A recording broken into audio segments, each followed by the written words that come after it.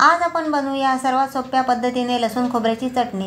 कधी कधी काय होतं, भाजी बनवायचा खूप कंटाळा येतो, त्यालाच हा एक उत्तम पर्याय म्हणजे ही चटणी, जी तुम्ही वरण भातासोबत किंवा गरमागरम चपातीसोबत, भाकरीसोबत किंवा पराठ्यासोबत सुद्धा खाऊ शकता।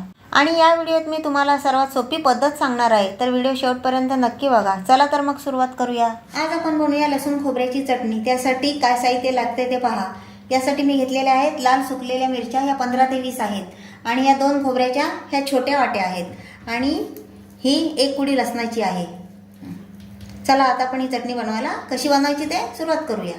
सर्वप्रथम मी या मिरच्यांची ही देठा अशी काढून घेते, हे बघा।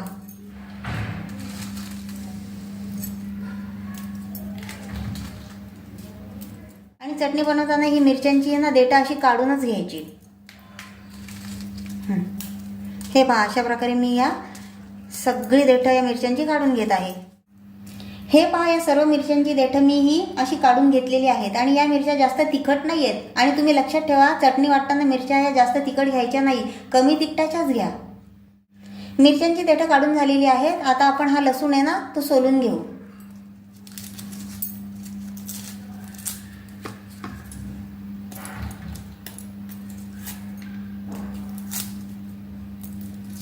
आणि एक लक्षात ठेवा, 15 ते 20 मिरच्या असतील तर एकच कुडी लसणाची घ्यायची। जास्त लसूण घेतला तर चटणी जास्त ओली व्हायची शक्यता असते, म्हणून तुम्ही हे प्रमाण लक्षात ठेवा।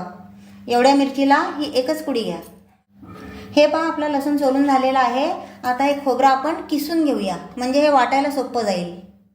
हे पहा, हे खोबरं आता मी या किसणीच्या साहाय्याने किसून घेत आहे। आणि चटणी वाटताना खोबरं नेहमी किसूनच घ्या, किसून घेतल्यामुळे चटणी वाटायला एकदम सोपी जाते।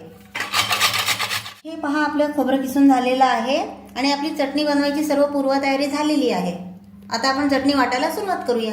विशेष म्हणजे ही चटणी बनवताना मी कुठलीही वस्तू भाजून घेतलेली नाहीये, आणि ही चटणी बनवताना फक्त 3च वस्तूंची गरज लागते, त्यामुळे चटणी एकदम झटपट बनवून तयार होते। चला आता आपण ही चटणी बनवायला सुरुवात करूया।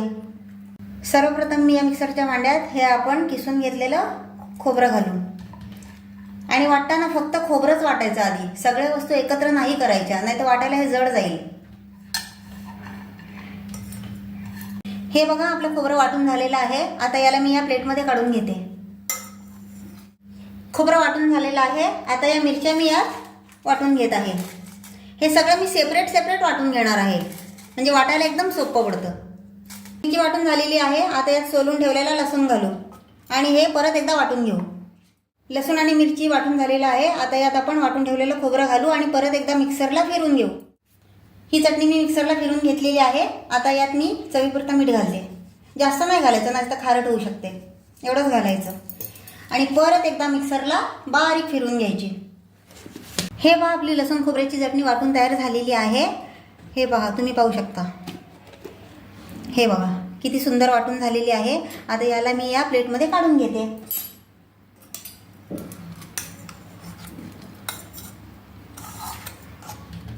हे पहा, आपली चटणी बनवून तयार आहे। भाजून तर आपण प्रत्येक वेळेसच चटणी करतो, पण एकदा तुम्ही अशी ही न भाजता करून बघा, ही खूप छान होते। आपली चटणी वाटून झालेली आहे। आता याला मी या हवाबंद डब्यात भरून ठेवत आहे। जोपर्यंत आपण संपत नाही तोपर्यंत खराब होणार नाही, असा काही कालावधी नाहीये, 10 दिवस 15 दिवस, जोपर्यंत ही संपत नाही ना तोपर्यंतही खराब होणार नाही। हे बघा, आपली चटणी बनवून तयार आहे। आता याला मी हे झाकण लावते आणि बंद करून ठेवते।